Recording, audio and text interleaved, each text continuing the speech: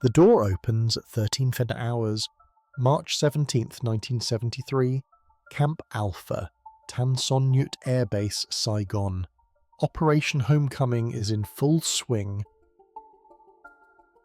American POWs returning home, undergoing final processing before flights back to the United States. Medical checks, debriefing, routine repatriation procedures. Except what happens when North Vietnamese women POWs arrive for exchange processing at the same facility on the same day. Except what happens when women who've lived in jungle camps for years see American soldiers up close for the first time in their lives. Except what happens when cultural isolation collides with physical reality. Except the staring that won't stop.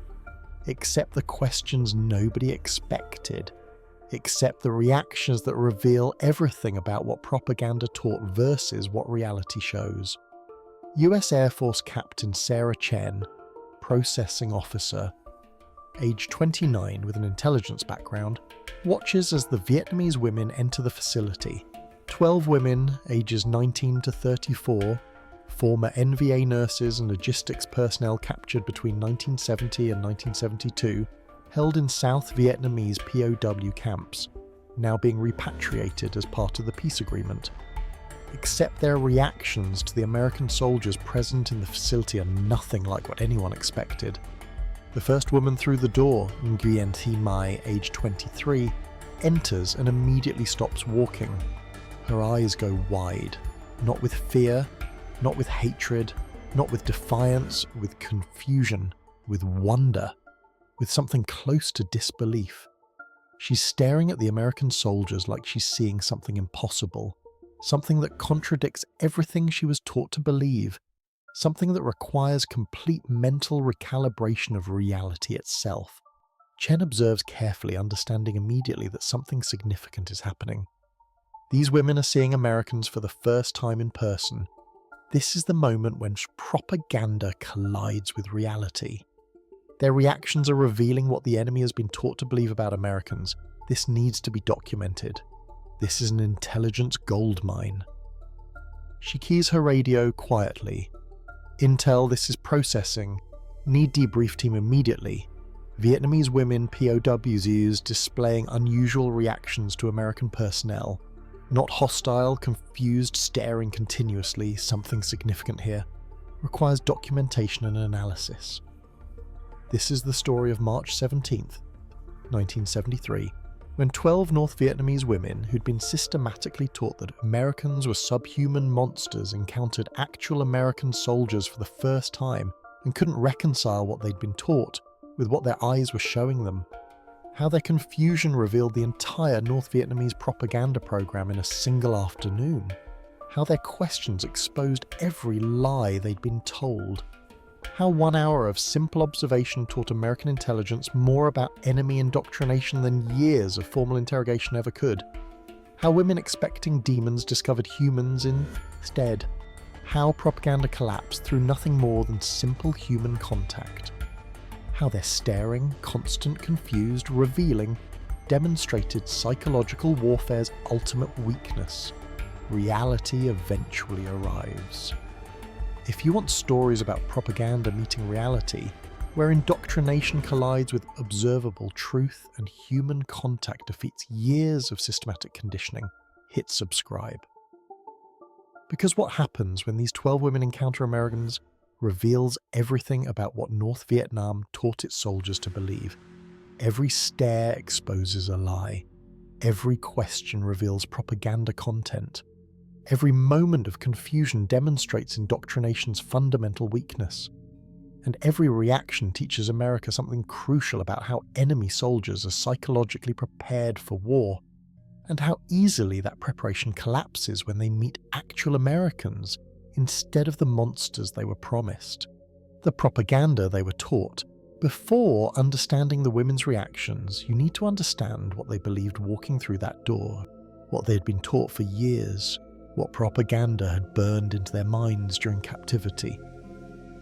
The senior woman among the prisoners, Le Thi Thu, age 34, a former NVA nurse captured in 1970, can recite the lessons perfectly. She spent 3 years in South Vietnamese POW camps where North Vietnamese political officers among the prisoners maintained constant indoctrination sessions. 3 years of daily study meetings, reinforcing beliefs.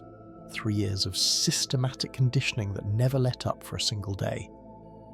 Political Study Session number 847, conducted weekly throughout captivity. Americans are physically unremarkable. They're approximately the same height and build as Vietnamese people. Any reports of American size differences are imperialist propaganda designed to intimidate revolutionary soldiers.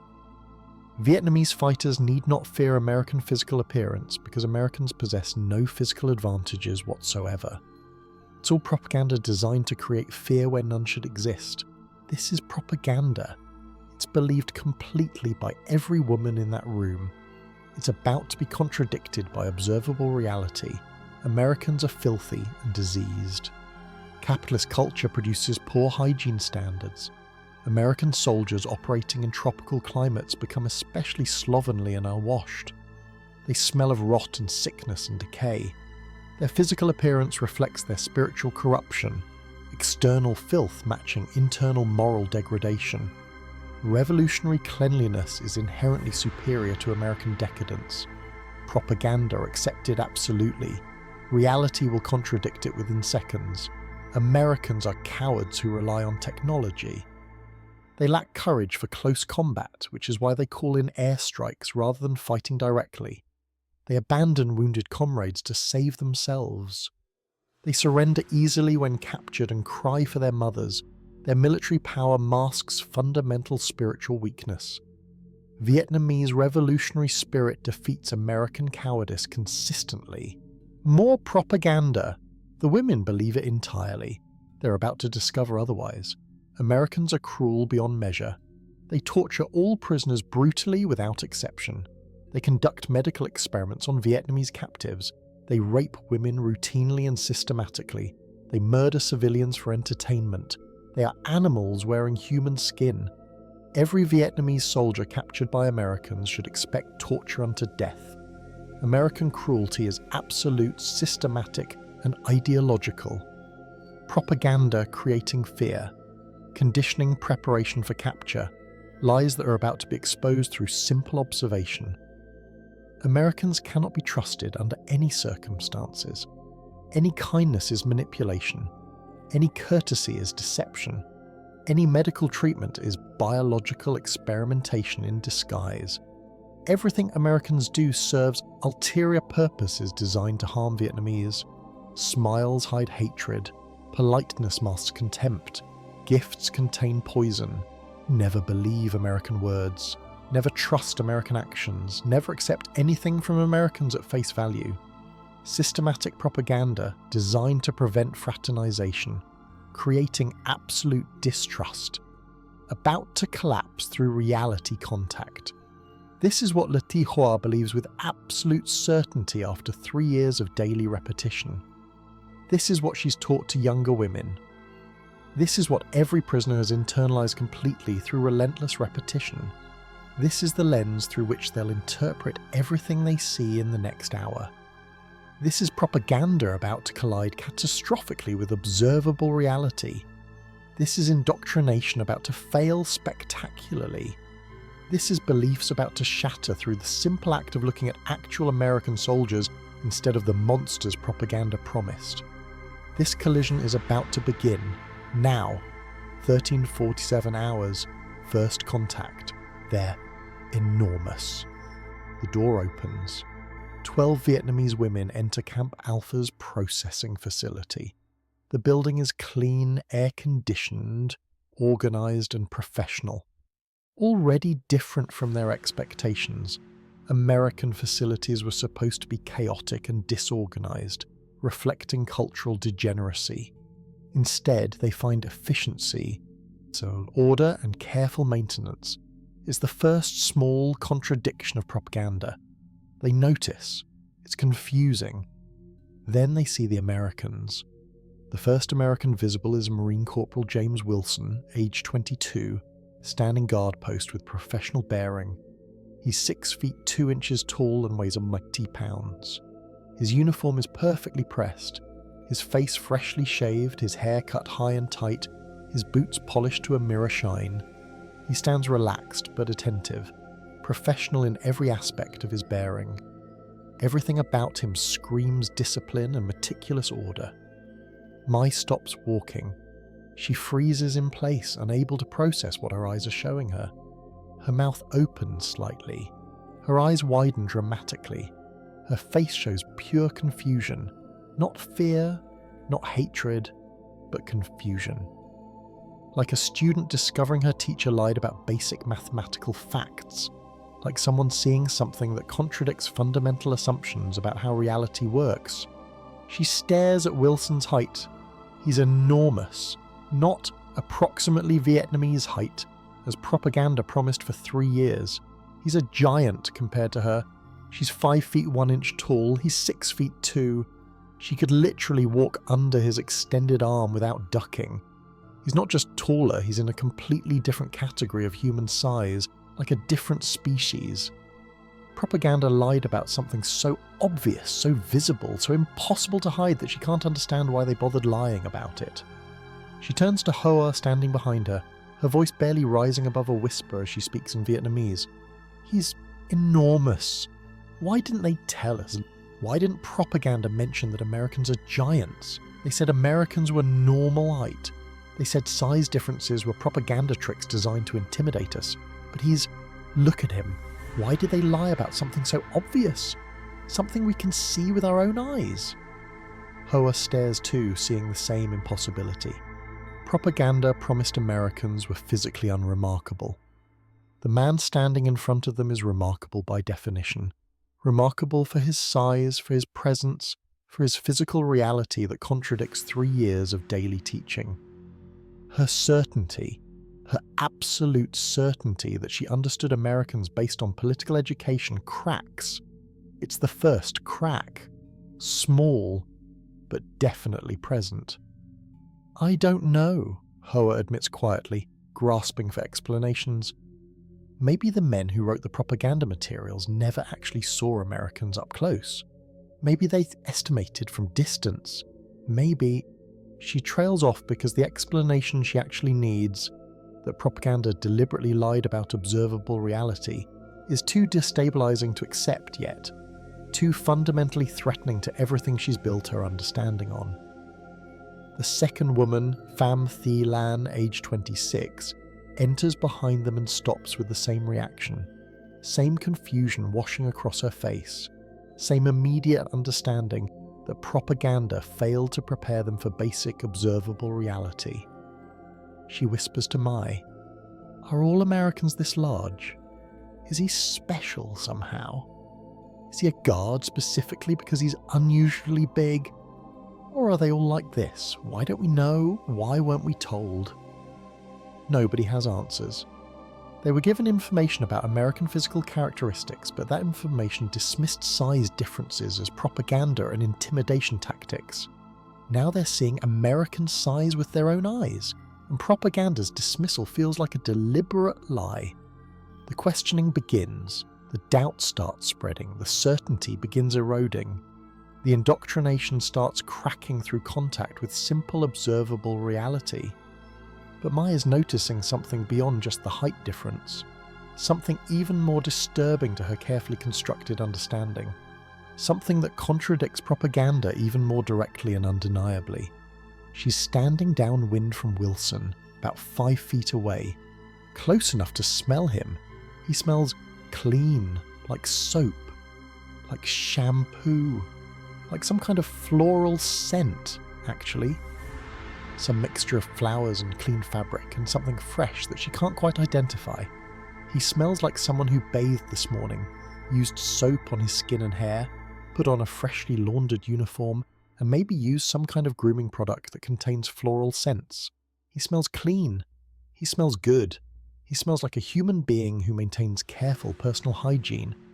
Propaganda promised for 3 years that Americans smell like rot, like disease, like filth, like spiritual corruption manifesting as physical decay. Propaganda promised that American smell would be offensive, disgusting, nauseating, immediately apparent. propaganda promised she'd know Americans were morally degraded simply by their stench filling the air around them. But this American smells like flowers and soap. Mai turns to Hoa again, her confusion deepening into something close to distress. Why does he smell good? Propaganda said Americans smell terrible, said they smell like rotten disease, but he smells clean, like soap and shampoo, like he bathed today and cares about personal hygiene. Why did propaganda say Americans are filthy when this soldier obviously bathes regularly and grooms carefully? Why would they lie about something you can verify just by smelling? He's clean, very clean. Why weren't we told the truth? Hoa has no answer. She's smelling it too. She's a nurse by training. She understands hygiene, understands cleanliness, knows exactly what good hygiene smells like versus poor hygiene. This American soldier maintains excellent hygiene by any professional standard. His grooming is meticulous. His cleanliness is obvious and undeniable. Propaganda lied. Again, about something easily observable, about something impossible to hide or fake, but why? Why lie about things so easily disproven? Why not prepare them accurately for what they'd encounter? Why create expectations that reality contradicts so obviously within seconds of first contact? What possible purpose does lying about height and hygiene serve when the first encounter reveals the lies immediately and undeniably?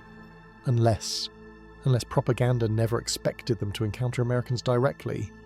Unless propaganda assumed they'd die in combat before capture. Unless propaganda was designed for soldiers who would never survive to test its claims against reality. Unless propaganda wasn't actually designed to survive reality testing at all, but only to maintain fighting spirit among soldiers expected to die before meeting Americans. That thought, that propaganda was designed with the assumption of death rather than capture, is too destabilizing for Hoa to fully process yet. She pushes it aside, focuses on the immediate situation, and watches as more women enter and have identical reactions.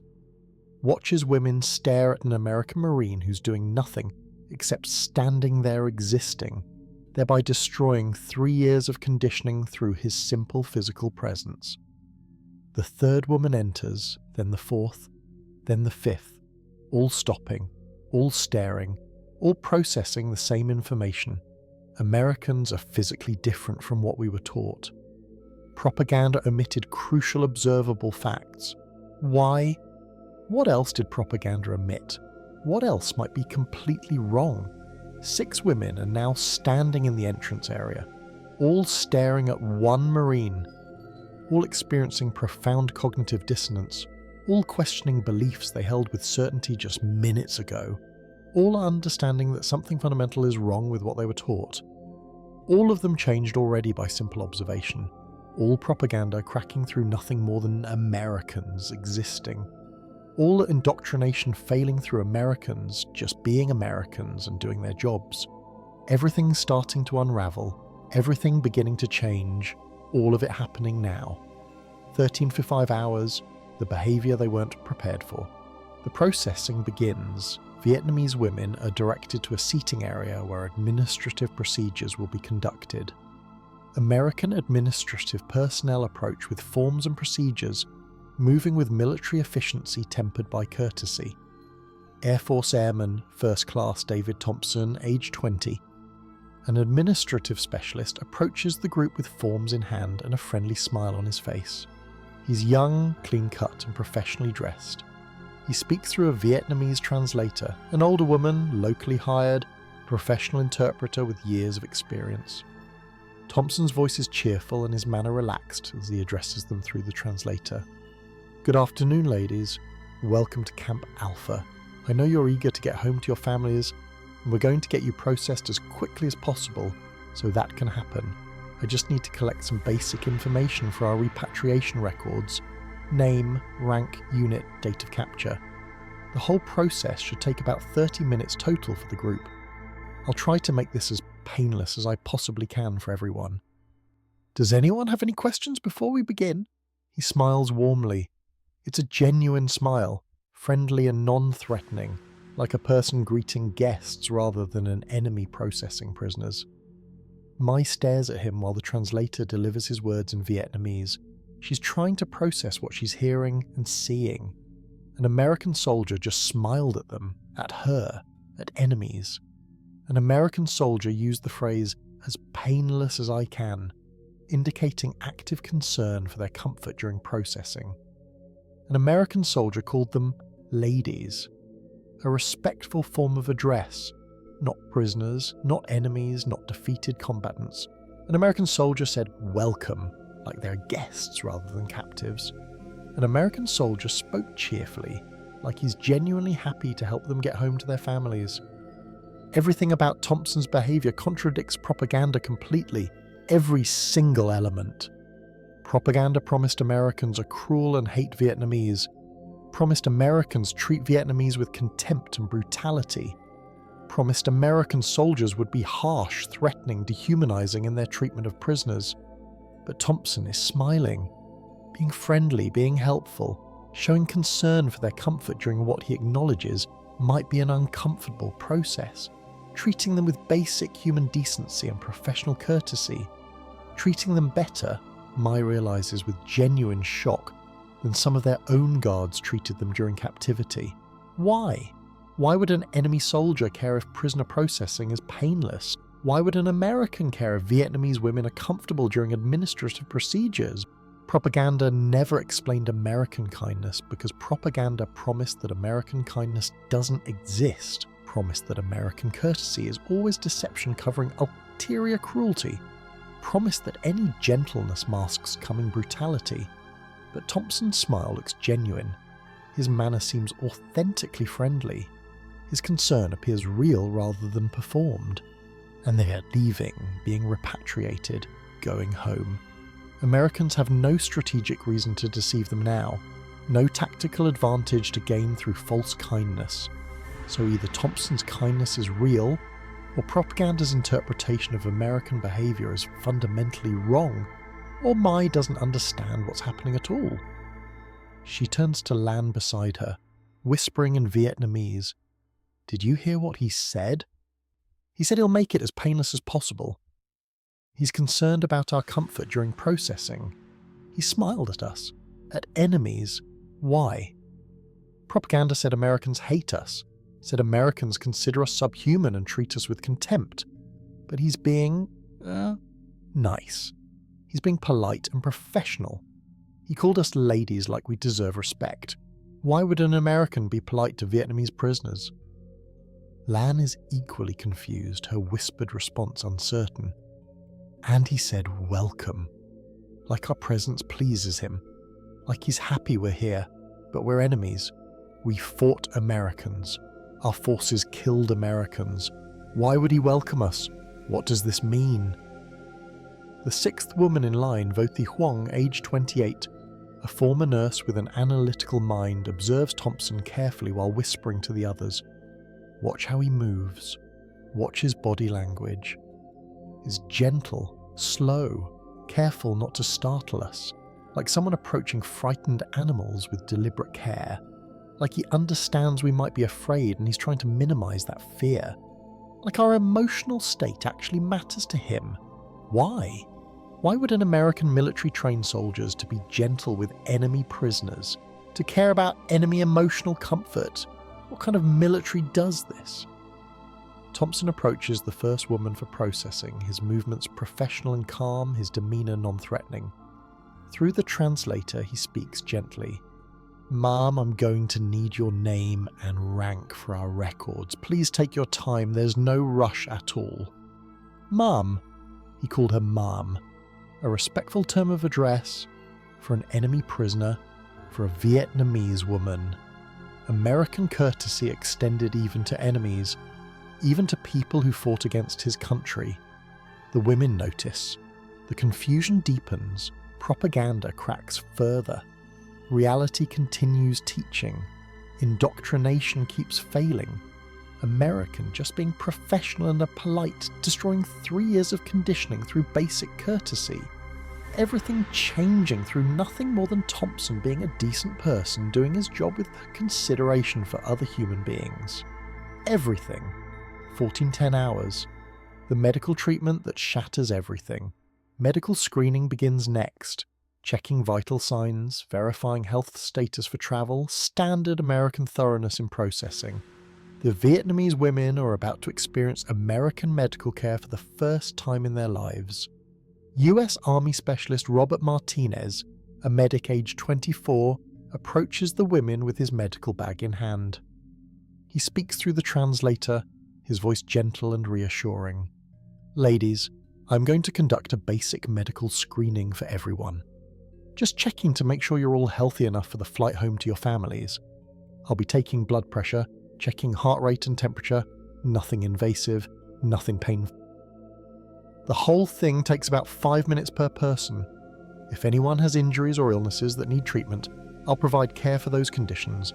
My job here is making sure you get home safely and as comfortably as possible. Does everyone understand? Any questions? Martinez smiles warmly. His manner is completely non-threatening. His voice is soft and careful. His movements are slow and deliberate, clearly designed not to frighten anyone.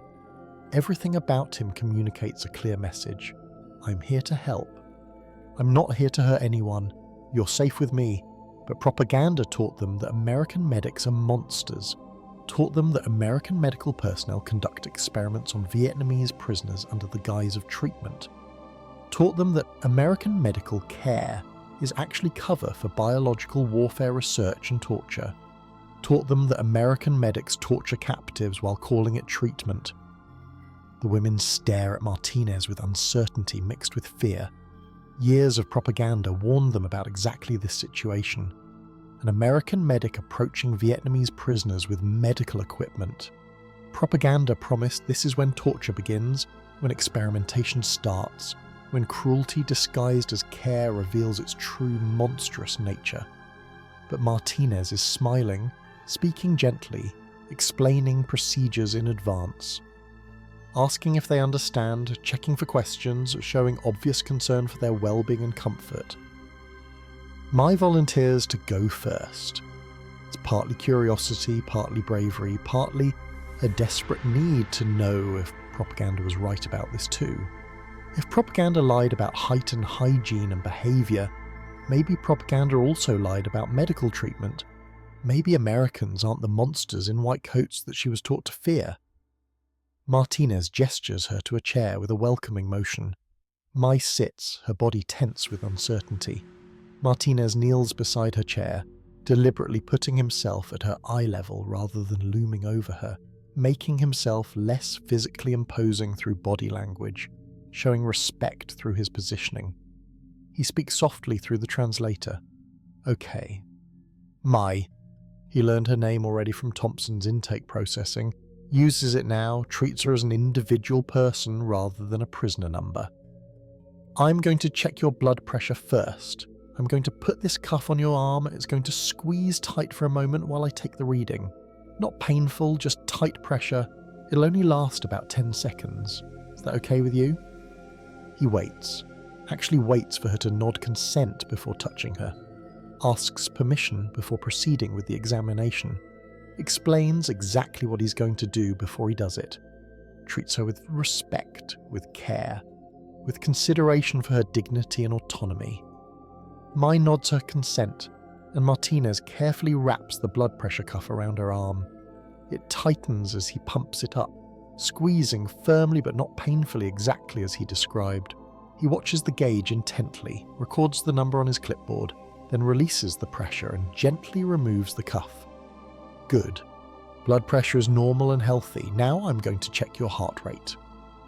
He places 2 fingers lightly on her wrist, counts silently while watching his wristwatch, his touch professional and impersonal. After 30 seconds he nods, satisfied, and records another number. Heart rate is good and strong. Now let's check temperature. He produces a thermometer, shows it to her so she can see what it is, then asks, "Under your tongue, please. This will take about a minute." He places the thermometer carefully, waits silently while it reads, then removes it gently and checks the result. Temperature is normal. Everything looks healthy. He smiles at her warmly. Any injuries anywhere? Any pain I should know about? Anywhere that needs treatment or attention? Mai shakes her head. No injuries, she's healthy. Martinez's smile broadens. Excellent. You're in good health and completely safe for travel. You should have a comfortable flight home to your family. That's it. The entire examination. No torture, no experimentation, no cruelty whatsoever. Just professional medical screening conducted gently, respectfully, thoroughly, and with obvious concern for her well-being. Just an American medic treating a Vietnamese prisoner exactly like he would treat an American soldier needing medical attention. With care, with competence, with basic human decency and professional standards of medical practice. Mai returns to the group in a state of shock. She's confused, grateful, angry at propaganda, relieved, and completely unable to process her emotions coherently. Propaganda prepared her for torture. Reality delivered courteous, professional medical care. Propaganda promised dehumanization. Reality showed respect for her dignity. Propaganda was wrong. Again, completely, utterly, undeniably wrong. She speaks to the group, her voice shaking with emotion. He was gentle, professional, kind. He asked permission before touching me. He explained everything before doing it. He called me by my name, he smiled. He treated me like a patient, like a person deserving medical care and respect. Like a human being. Propaganda said American medics torture prisoners, said they conduct experiments disguised as treatment. But he just helped. He checked my health, he made sure I'm okay for travel home, he was genuinely concerned about my well-being. Why? Why did propaganda lie about something this important? Why did they make us fear people who only wanted to help us? The eighth woman to be examined is Pham Thi Nga, age 30. Martinez notices something during her examination. Her left arm has a poorly healed wound, with signs of developing infection. It needs treatment. Martinez's face shows immediate concern. Genuine professional medical concern mixed with human compassion. He speaks gently through the translator. Nga, this wound on your arm is infected. This needs treatment right now. I'm going to clean it thoroughly. I need to be honest with you. This is going to hurt while I clean it. I'm sorry about that. But it needs cleaning to prevent the infection from spreading. After I clean it, I'll apply antibiotic cream, bandage it properly, and give you oral antibiotics to take home with you. I'll give you a 7-day supply of pills. You need to take 1 pill every 12 hours, morning and evening, for the full 7 days. That will make sure the infection clears completely. Do you understand? Do you have any questions? Nga stares at him in disbelief. An American medic is apologizing in advance for causing her necessary pain during treatment. An American medic is treating an infected wound in an enemy prisoner with obvious concern. An American medic is providing medication she can take home, caring about her health beyond just the immediate processing, wanting to ensure the infection clears completely even after she's gone, even after she's left American custody and returned home. Martinez begins cleaning the wound carefully but thoroughly. Nga winces as pain shoots through her arm. The cleaning hurts exactly as he warned it would. Martinez murmurs softly while working. I know. I'm sorry. Almost done. You're doing great. Just a bit more. Almost finished now. His voice is soothing despite the pain he's necessarily causing. His touch remains gentle even while being firm enough to clean effectively. His manner stays kind throughout the procedure despite causing pain. He's apologizing to an enemy prisoner for necessary medical treatment that causes temporary pain for long-term healing. When the cleaning is finished, Martinez applies antibiotic cream with careful gentleness, wraps the wound in clean bandages with professional precision, then hands Nhut a bottle of antibiotic pills with clear instructions written in Vietnamese. Take 1 pill every 12 hours without fail. Morning and evening, all 7 days, even if it feels better after a few days. The full course is important. This will make sure the infection clears completely. Understand? Nga nods, takes the pills, stares at the bottle in her hands. American antibiotics, given freely, provided with detailed instructions for continued care, given with obvious concern for her health continuing after she leaves, after she's home, after she's no longer America's responsibility in any way. Nga starts crying, not from the pain of treatment, from confusion and cognitive dissonance and gratitude all overwhelming her simultaneously. From 3 years of expecting torture if Americans ever touched her, now experiencing healing instead. From being taught that Americans experiment on Vietnamese prisoners, now receiving legitimate medical treatment with medication to take home. From propaganda meeting reality in a collision so violent it physically hurts. Martinez sees her tears and misinterprets them. He thinks she's crying from the pain of wound cleaning. His face shows distress at having hurt her.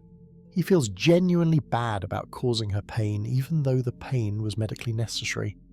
He speaks softly, trying to comfort her. "I'm so sorry. I know it hurt, but it's done now. No more pain.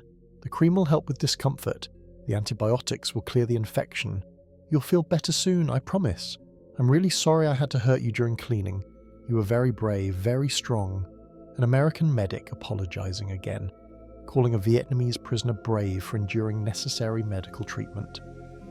An American medic distressed at having caused necessary therapeutic pain. An American medic comforting a crying enemy woman with obvious genuine compassion. An American medic treating an enemy with care, respect and human kindness. An American medic being everything propaganda said Americans can never be. Gentle, compassionate, concerned, healing, kind, decent, human. The other women watch everything, all seeing, all processing, all experiencing the same cognitive dissonance, all questioning the same beliefs, all discovering the same lies, all understanding that propaganda failed completely to prepare them for American humanity, all changed by witnessing, all believing shattered, all indoctrination destroyed by simple reality contact, all reality teaching truth, all truth winning against all lies. All propaganda collapsing through American being themselves, professional, competent, decent medical personnel doing their jobs with concern for patient well-being regardless of patient nationality. All women changed forever. All everything. All now. 1445 hours. Thi Thu's crisis. The political officer who taught the lies. The ninth woman among the prisoners, Thi Thu, age 25, a former NVA political officer, has been stagnant throughout. Watching, processing, struggling with something the other women aren't struggling with in quite the same way. She's not just a prisoner, she's not just a believer in propaganda. She's a political officer whose job was teaching ideology to others. Her role was maintaining revolutionary morale through Marxist-Leninist political education sessions. Her responsibility was explaining American nature to hundreds of soldiers based on party materials she never questioned. She taught daily political study sessions, she conducted ideology classes, she explained American character using propaganda she accepted as absolute truth. She was a teacher, she was an authority, she was the source of the knowledge about the enemy for her entire unit. Soldiers believed her because she was a political officer authorized by the party. Her words carried institutional weight. Her teachings shaped how hundreds of soldiers understood Americans. Her explanations formed the expectations that soldiers carried into battle and captivity. She was trusted, she was believed. She was effective at teaching ideology. She taught that Americans are cruel, that Americans are brutal and inhuman, that Americans hate Vietnamese and consider them subhuman, that American kindness is always deception, that American courtesy always masks contempt, that American smiles hide hatred, that American medicine is torture disguised as healing, that Americans cannot be trusted ever under any circumstances for any reason. She taught this daily, passionately, convincingly, with absolute certainty. She believed every word. She taught effectively because she believed completely. Soldiers believed because her certainty created their certainty. Her conviction produced their conviction. And now she's been watching Americans for 1 hour, and everything she taught is wrong, completely, utterly, catastrophically wrong. Every description of American character is contradicted by American behavior. Every warning about American cruelty is contradicted by American kindness. Every explanation of American nature is contradicted by American humanity. Everything she taught, everything she believed with absolute certainty, everything she spread to hundreds of soldiers, everything she reinforced through 3 years of captivity political education is lies. Systematic lies, complete lies, lies she taught effectively and passionately to people who trusted her authority. Thu is experiencing complete ideological collapse. Not gradual doubt building over time, complete instantaneous collapse. The foundation of her worldview, Americans are evil, is destroyed. The basis of her teaching, party propaganda represents truth, is shattered. The core of her identity, I am a teacher of correct revolutionary ideology, is demolished. She's not just wrong about Americans, she's complicit in spreading lies. She taught false information. She created baseless fears.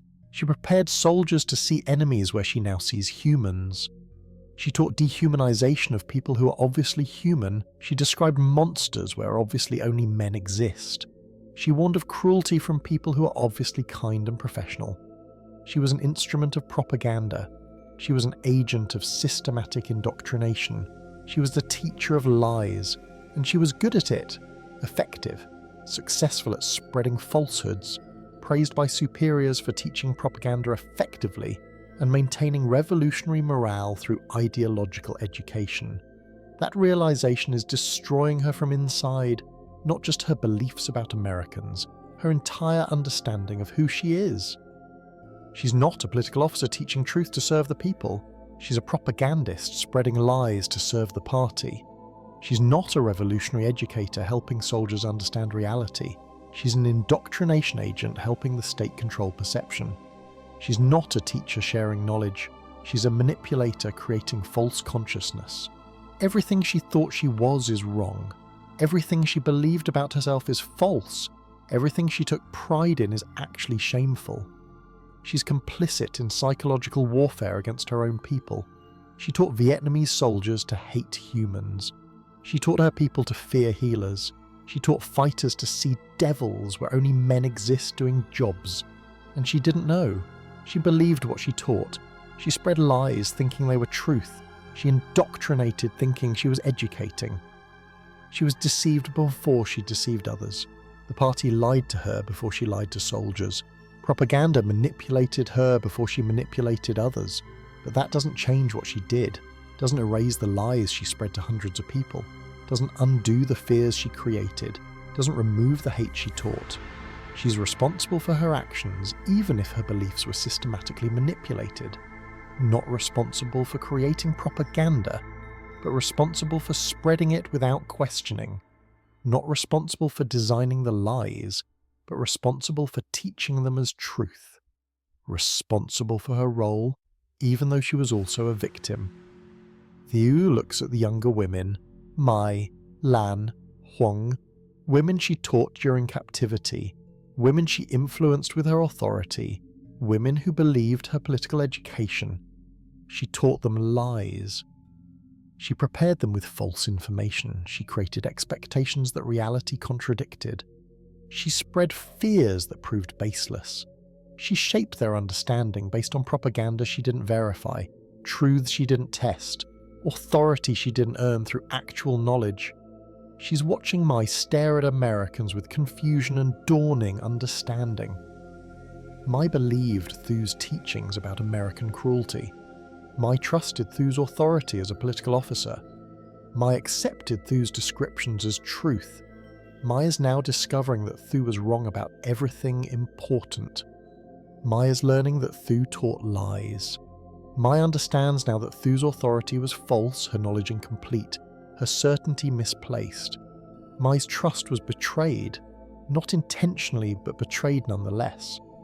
Thu taught lies while believing them to be truth, but the effect is the same: trust broken, authority revealed as hollow, teaching exposed as propaganda. Everything Thu worked to build now collapsing as the women she taught discover reality contradicts her lessons. Thu stands silently, understanding and accepting. She taught lies for 3 years, to hundreds of soldiers, successfully and effectively. She was praised for it, commended for maintaining revolutionary morale, recognized as an effective political officer. She was wrong about everything, completely wrong. She's guilty of spreading propaganda even though she believed it was truth. She's responsible for preparing soldiers poorly even though she was also poorly prepared. She's accountable for creating false understanding even though her own understanding was false. She approaches Captain Chen, who's been quietly observing everything with the trained eye of an intelligence officer. Speaking through the translator, Thu's voice breaks with emotion. "I need to tell you something. I was a political officer. My job was teaching soldiers about Americans. For 3 years before my capture, I taught hundreds of soldiers in political education sessions. For 3 years during captivity, I maintained those teachings among prisoners. I conducted daily study sessions. I explained American nature. I described American character. I warned about American cruelty based on party materials. I taught them that Americans are monsters, cruel, brutal, inhuman. I taught them to fear Americans, to hate Americans, to never trust Americans under any circumstances. I taught them American kindness is always deception, that American medicine is always torture, that American courtesy is always manipulation covering cruelty. I taught them everything you see us believing, everything causing our confusion now, everything proven wrong today by simple observation. I taught lies. I believed those lies. I spread those lies to hundreds of people. I was an effective teacher praised for maintaining ideology. I taught lies effectively and passionately. That's worse. That's my guilt. That's my responsibility. 3 years of teaching, 1 hour watching Americans. Everything I taught is wrong. Every description contradicted. Every warning false. Every expectation reversed. Americans are not what I taught. Americans are humans being professional and kind. And I taught hundreds of soldiers that Americans are monsters. I taught fear based on lies. I taught hate based on the propaganda. I'm responsible for that. I spread systematic lies. I'm guilty of teaching falsehoods I believed were truth. I failed the soldiers who trusted me. I harmed them through teaching propaganda I didn't question. I need you to know this. I need to acknowledge this. I taught lies. I was wrong. I'm sorry. Chen listens carefully, understanding the significance of what she's hearing. A political officer is acknowledging that propaganda consists of systematic lies. A teacher is admitting her teachings were false. An authority figure is confessing that her authority was built on false information. This confession reveals the North Vietnamese indoctrination system completely, shows how it works, what it teaches, how thoroughly it controls perception, and how completely it collapses when reality becomes accessible. Chen responds gently but directly. Thank you for telling me this. Your honesty helps us understand what propaganda teaches Vietnamese soldiers about Americans. This shows us how enemy soldiers are psychologically prepared for war. Your recognition is important. You were deceived before you deceived others. You're both a victim of the system and a teacher within it. Understanding that distinction is the first step toward truth. Thank you for your honesty. Thu nods, accepting the words but not feeling absolved. She feels acknowledged and heard, which is something. She still feels responsible for spreading lies, but she's speaking truth now. That's a start. That's change. That's everything she can do now. Tell truth after years of teaching lies. That's her responsibility now. That's how she'll try to make amends. By spreading truth as effectively as she once spread lies. By teaching reality as passionately as she once taught propaganda. By being honest now about being wrong then. Truth after lies, reality after propaganda, honesty after deception. That's everything. That's all she can offer. That's what she'll do for the rest of her life. 1530 hours. The departure. Everything we believed was wrong. Processing is complete. The women are ready for transport. Aircraft is waiting. Repatriation is proceeding on schedule. The women board a bus that will take them to the flight line. But before leaving, there's one last moment of observation.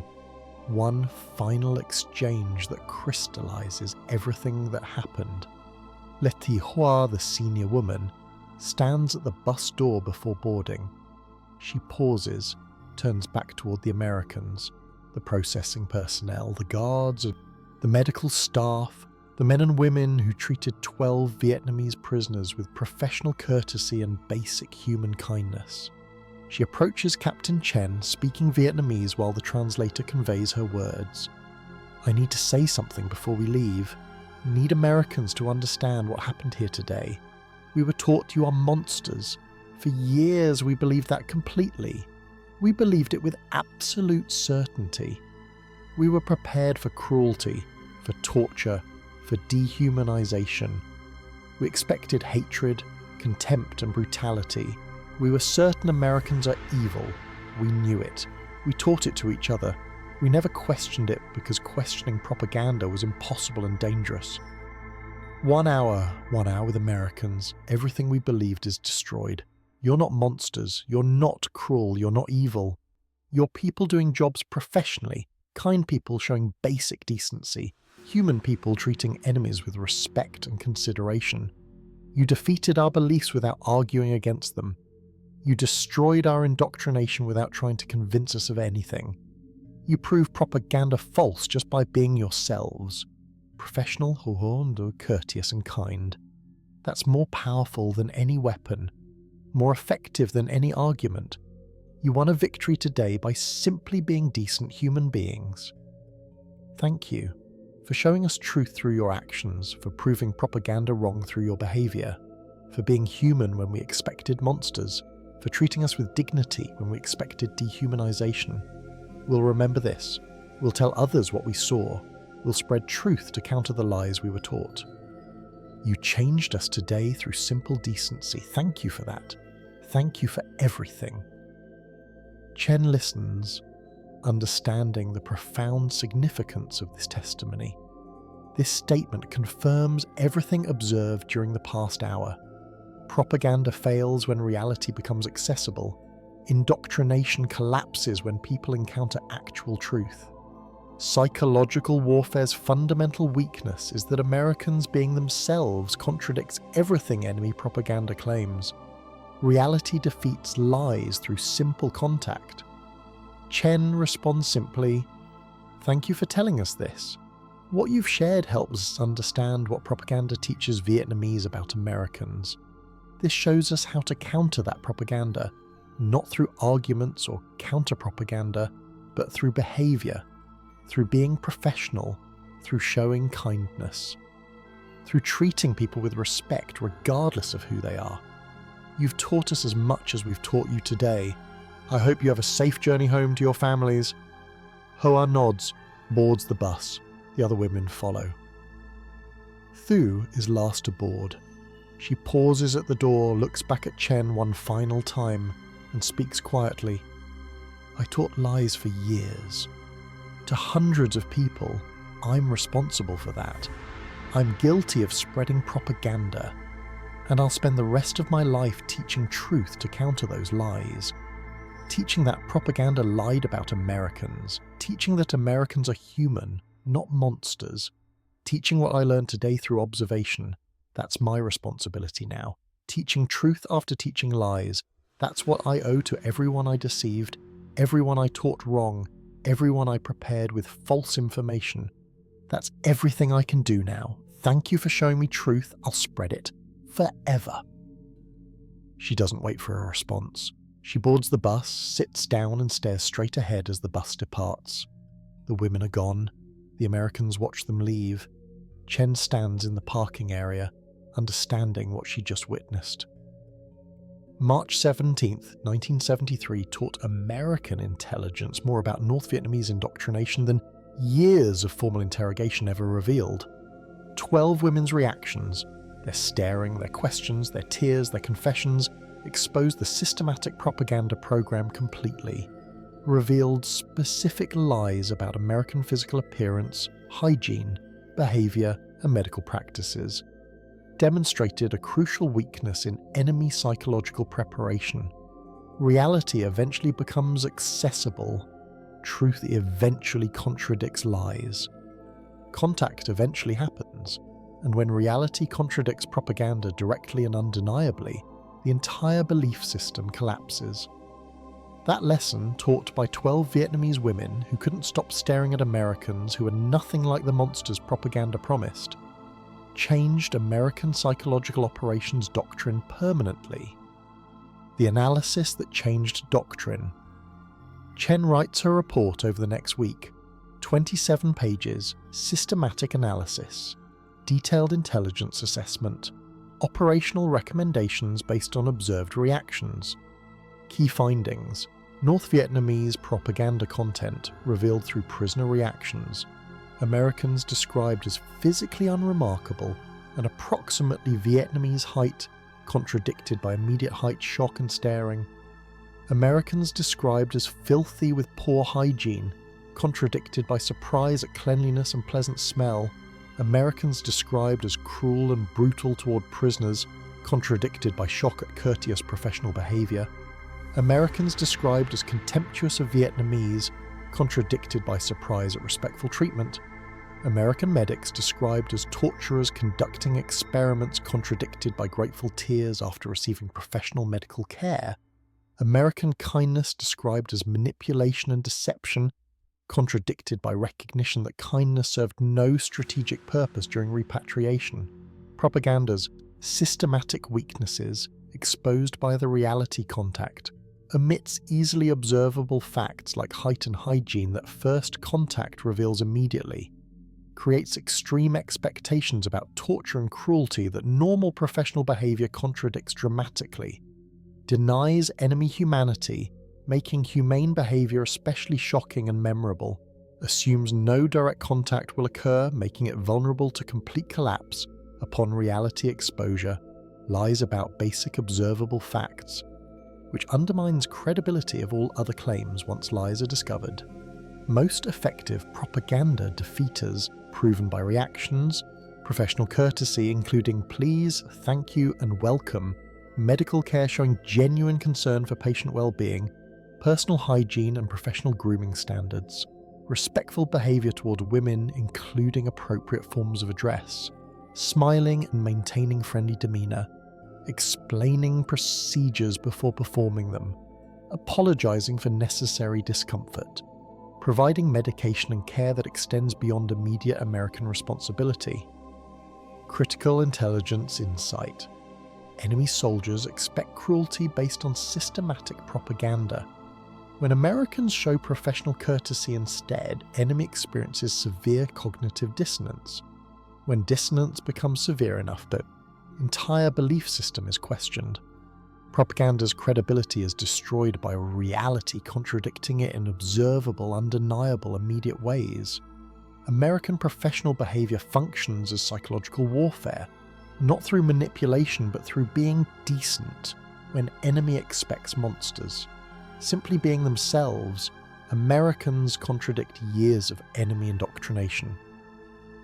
Operational recommendations. Formalise human contact strategy. Train all personnel that professional courtesy toward prisoners and civilians functions as effective psychological warfare. Every interaction is an opportunity to contradict enemy propaganda through behaviour. Emphasise medical care. Medical treatment of enemy wounded is a especially powerful propaganda defeater. Healthcare addresses universal human need. Healing directly contradicts cruel torturer propaganda in ways that create lasting impact. Continue documentation protocol. Document enemy prisoner reactions systematically. Their reactions teach us about their conditioning. Their questions reveal their training content. Their surprise shows propaganda's specific claims. Reduce direct counter-propaganda efforts. Stop arguing with enemy propaganda directly. Let reality speak. Let behaviour contradict lies. Counter-propaganda messaging often reinforces enemy suspicion that everything is manipulation. Professional behaviour without propaganda messaging is more effective because it appears authentic, because it is authentic. Results following doctrine, implementation, enemy surrender, rates increased 23% following widespread implementation. Captured enemy soldiers consistently reported that Americans were different from what we were taught. Interrogations revealed widespread Vietnamese understanding that propaganda about American cruelty was systematically false. Word spread organically through civilian population via people who encountered Americans personally and shared experiences. American credibility increased among Vietnamese population through behavior rather than messaging. One observation session. 12 women, 1 hour, 27 pages of analysis, one comprehensive doctrine change, permanent impact on how America conducts psychological operations. All because 12 Vietnamese women couldn't stop staring at Americans who were nothing like the monsters propaganda promised them for years. Today, the teacher who spreads truth. Le Thi Hoa is 81 years old now. She lives in Hanoi, retired from a long career teaching at the university level. She lectures on propaganda analysis, psychological warfare, and cultural intelligence. March 17th in 73 is her primary case study, the foundation of everything she teaches. She tells her students, propaganda works through isolation. It controls your perception when you cannot verify its claims against reality. North Vietnamese propaganda taught soldiers that Americans are monsters.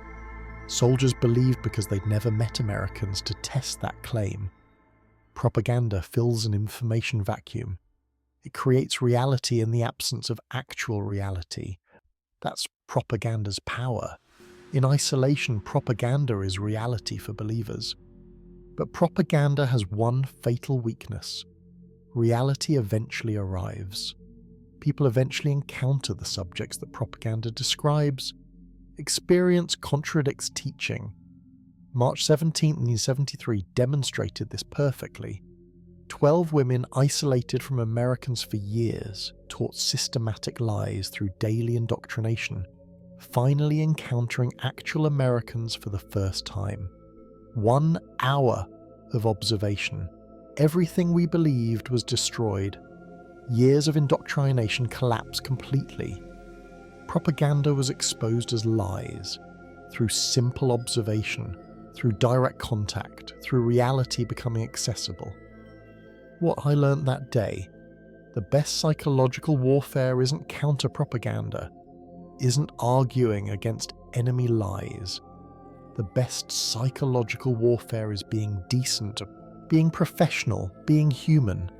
Let enemy propaganda promise monsters, then be human. Let propaganda claim cruelty, then show kindness. Let propaganda describe hatred, then demonstrate courtesy. Reality defeats propaganda every time. Truth defeats lies through human contact. Human contact defeats dehumanization absolutely.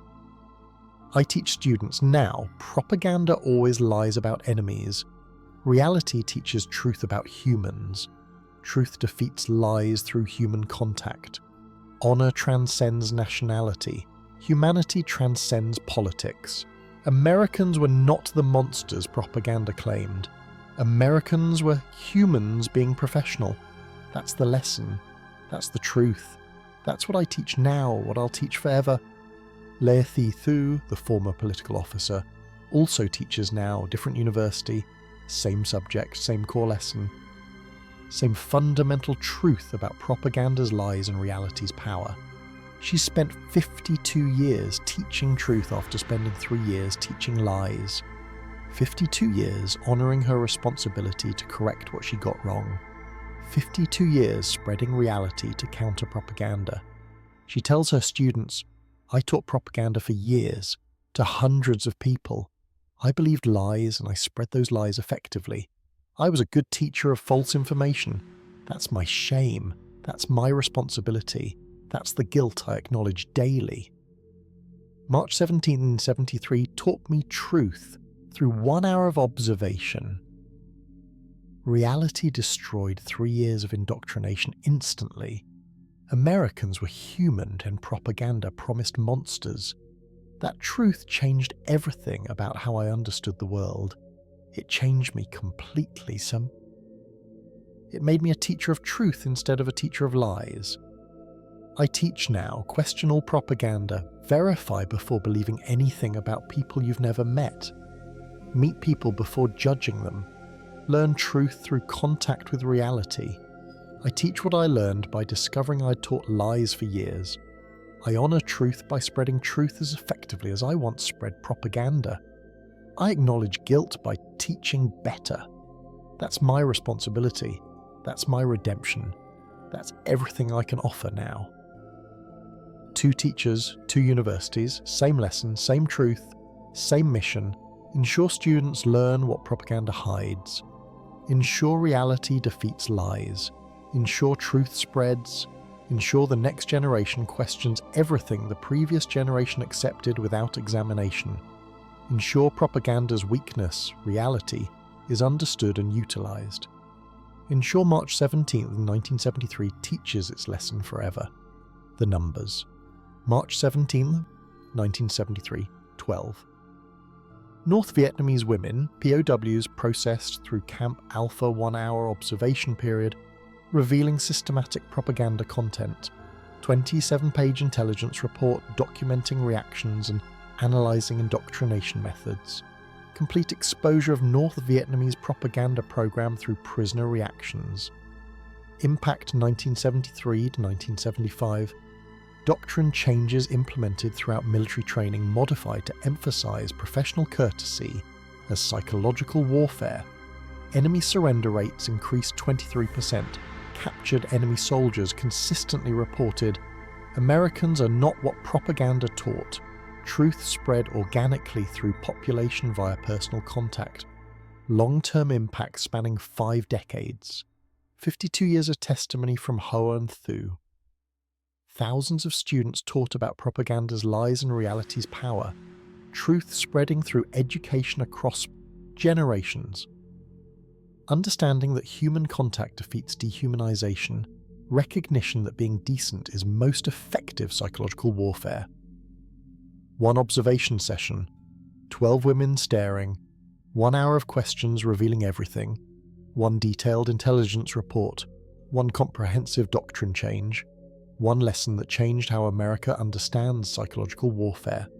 Propaganda's greatest weakness is that reality eventually arrives. Reality defeats propaganda through contact. Truth defeats lies through experience. Human behavior defeats dehumanization through interaction. Professional courtesy contradicts cruelty propaganda. Medical kindness contradicts torture claims. Human decency contradicts monster descriptions. Simple observation contradicts systematic lies. 12 women proved it through staring. 1 hour taught it through observation. America learned it through documentation. Doctrine changed because of it. 52 years have validated it through testimony and teaching. Everything learnt through staring. Everything understood through questions. Everything proven through confusion. Everything taught by women discovering Americans are human. Everything validated through reality defeating propaganda decisively and permanently. Everything demonstrated through truth winning against lies. Propaganda promised monsters. Reality showed humans being professional. Teaching promised cruelty. Experience proved kindness. Indoctrination promised hatred. Contact demonstrated courtesy and respect. Lies met truth directly. Truth won everything forever.